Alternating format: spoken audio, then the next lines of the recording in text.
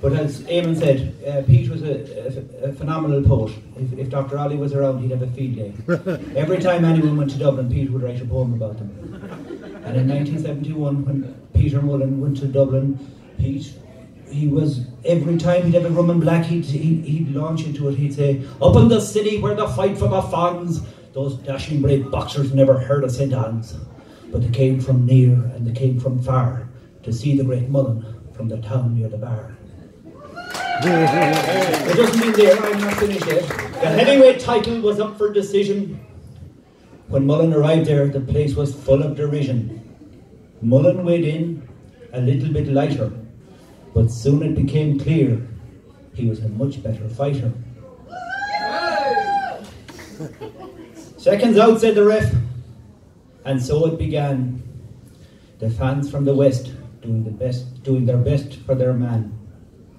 When the 3 rounds were over, I'll have to look at my notes because I'm forgetting about too many Guinness.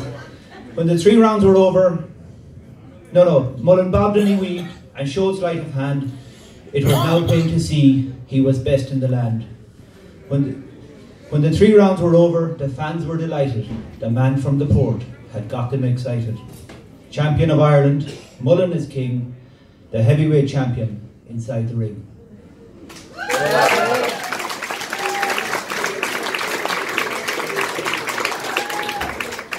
Then later down in 1987, when Batty went, unfortunately a lot of them, as I said, went to the grave with Pete, but we did manage to get our hands on the other one. That it was Martin's big night.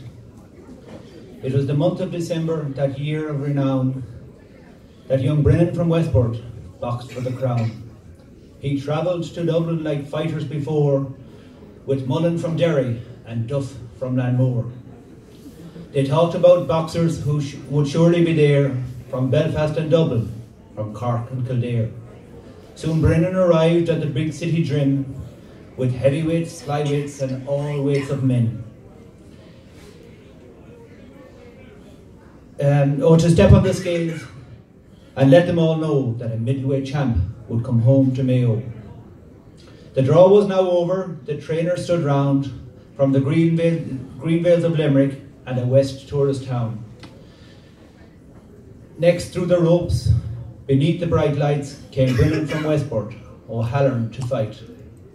The ref was from Dublin, and soon took his stand, a word from the judges, and then pointed his hand. We all sat in silence, and then with the gong, they're out from their corners, the big fight is on. The champion from Munster fought well on the night. He boxed and he weaved, was doing everything right. He said to his trainers, "Our plan has worked fine. I'll now keep it up and the title is mine." The coach from Brennan's corner said, "You must box at your best. Now circle the ring and use your straight left." The answer from Brennan came quick with a smile. "I think I've got the message. I'll now change my style."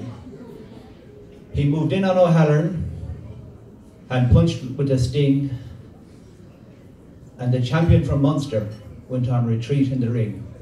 2 rounds now to go. It was clearly in sight that the boxer from Munster was losing the fight. Like a true champ, he still had a go, but the honour and title came west to Mayo.